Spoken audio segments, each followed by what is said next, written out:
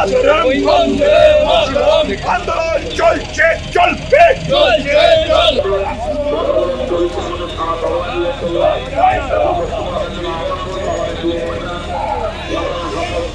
পুলিশরা আজকে সাধারণ মানুষকে ধর্ষণকারীদের ধরতে পারে না কেন? এই তৃণমূল সরকারে চটির চাকায় পরিণত হয়েছে। আজকে বুঝতে হবে সারা রাজ্য জুড়ে যে ধর্ষণের সরকার চলছে, যে পুলিশ মন্ত্রী তিনি একজন ধর্ষক। আমি মনে করি পুলিশ মন্ত্রী নিজে কেন এর জায়গায় যারা যারা আছে জড়িয়ে তাদেরকে কেন ধরা হচ্ছে না? এরকম সন্ত্রাসের পরিবেশ করে সেই রাজনীতির পরিবেশ সঠিক থাকে না। বাংলার জুড়ে মানুষের যে আবেদন, যে ভুয়ো ভোটার, মৃত ভোটারের নাম বাদ দিতে হবে, রোহিঙ্গাদের বাদ দিতে হবে, সারা ভারতবর্ষে একই দাবি চলছে। সেই দাবি নিয়ে আমাদের বিরোধী দলনেতা যখন সর্বত্র বলছিলেন, সেই মুহূর্তে ওখানকার মন্ত্রী উদয়ন গুহর নেতৃত্বে আজকে হামলা চালানো হয়েছে। আমাদের বিরোধী দলনেতা শুভেন্দু অধিকারী পশ্চিমবঙ্গের রাজ্যের বিজেপি বিধায়কদের নিয়ে কুচবিহার এসপি অফিসে অভিযান ছিল।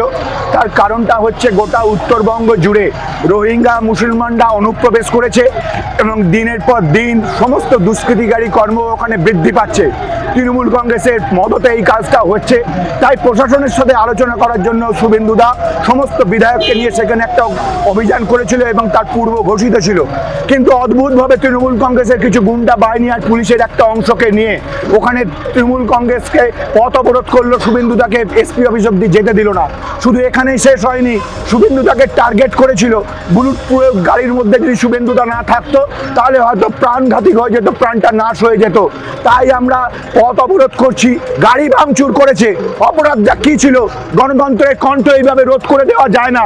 বিরোধী দলনেতা সংবিধানের সিস্টেম অনুযায়ী মুখ্যমন্ত্রীর পরেই তার স্থান রয়েছে। বিরোধী দলনেতা পশ্চিমবঙ্গের 294টাই আসনে সেখানে মানুষের স্বার্থ নিয়ে লড়াই করতে পারে। ঠিক সেই অর্থেই কুচবিহারের অভিযান ছিল। কিন্তু অদ্ভুতভাবে আমরা দেখতে পেয়েছি সেই অভিযানকে বানচাল করার জন্য পুলিশের একটা অংশ আর রোহিঙ্গা মুসলমানকে ঢুকিয়ে, অনুপ্রবেশকারী বাংলাদেশিদেরকে ঢুকিয়ে সেই অভিযানকে বানচাল করার চেষ্টা করেছিল। তাই আমরা দিকে দিকে গোটা রাজ্য জুড়ে সমস্ত মণ্ডলে আমরা রাস্তায় নেমেছি। সাধারণ মানুষকে নিয়ে আমাদের এই আন্দোলন চলছে। তাই আমরা বলতে চাইছি যে গণতন্ত্র হত্যা অনেক দিন আগেই হয়েছে। অবিলম্বে ভোট করে আমরা এখানে মমতা বন্দ্যোপাধ্যায় সরকারকে অপসারণের দাবি করছি। তাই আমরা আন্দোলনের জন্য ভারতীয় জনতা পার্টির জেলা স্তর এবং মণ্ডল স্তরের নেতৃত্বকে নিয়ে রাস্তায় নেমেছি। আজকে ভাবুন তো, আপনার বাড়িতে তো মা বোন আছে, তারা সুরক্ষিত থাকবে কিনা? তার জন্য আমরা রাস্তায় নেমেছি। আজকে আপনি স্কুলে যাবে, আপনার শিশুটাকে স্কুলে পাঠাবে, সেখানে শিক্ষক নেই, সেখানে আপনার শিশুটা ঠিক মতো থাকবে কিনা সেটা ভাবার বিষয়। চুরির সরকার, মালিক চুরির সরকার, তৃণমূল কংগ্রেস ঠিক ঠিক ঠিক ঠিক ঠিক ঠিক। তাই তো বলি শুভেন্দু অধিকারীর ওপর আক্রমণ তৃণমূল জবাব দাও। আন্দোলন চলছে, চলবে।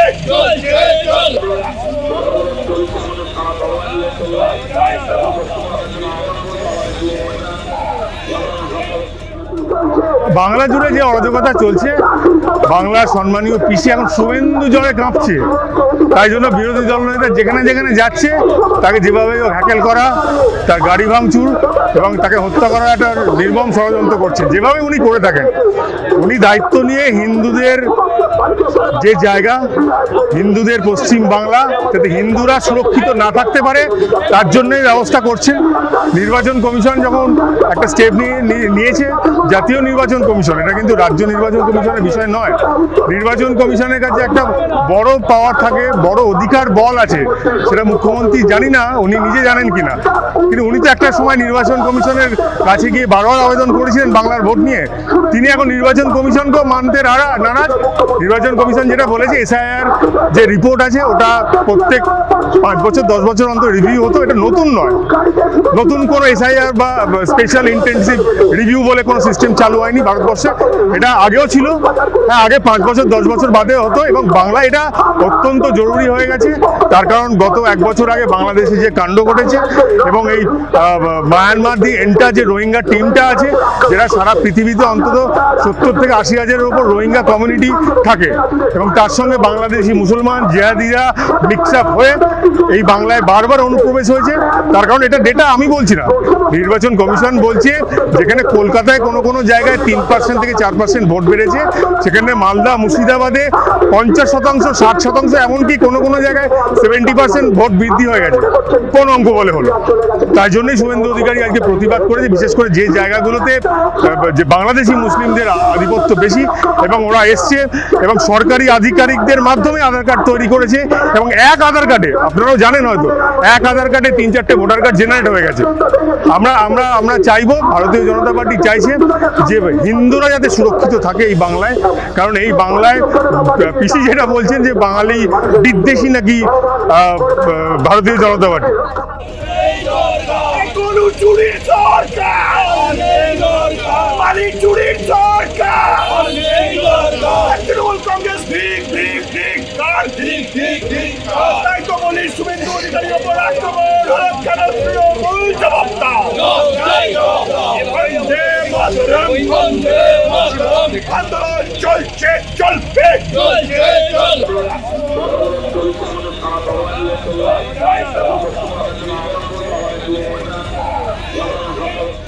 পুলিশরা আজকে সাধারণ মানুষকে ধর্ষণকারীদের ধরতে পারে না, কেন এই তৃণমূল সরকারে চটি চাতায় পরিণত হয়েছে। আজকে বুঝতে হবে, সারা রাজ্য জুড়ে যে ধর্ষণের সরকার চলছে, যে পুলিশ মন্ত্রী তিনি একজন ধর্ষক। আমি মনে করি পুলিশ মন্ত্রী নিজে কেন এর জায়গায় যারা আছে জড়িয়ে, তাদেরকে কেন ধরা হচ্ছে না? এরকম সন্ত্রাসের পরিবেশ করে সেই রাজনীতির পরিবেশ সঠিক থাকে না। বাংলার জুড়ে মানুষের যে আবেদন, যে ভুয়ো ভোটার মৃত ভোটারের নাম বাদ দিতে হবে, রোহিঙ্গাদের বাদ দিতে হবে, সারা ভারতবর্ষে একই দাবি চলছে। সেই দাবি নিয়ে আমাদের বিরোধী দলনেতা যেমন সর্বত্র বলছিলেন, সেই মুহূর্তে ওখানকার মন্ত্রী উদয়ন গুহর নেতৃত্বে আজকে হামলা চালানো হয়েছে। আমাদের ভিডিও ভালো লাগলে লাইক এবং শেয়ার করুন, কমেন্ট সেকশনে গিয়ে জানান আপনাদের মতামত। আরও ভিডিও পেতে আমাদের চ্যানেল সাবস্ক্রাইব করুন এবং প্রতি মুহূর্তে খবরের আপডেট পেতে প্রেস করুন বেল আইকন।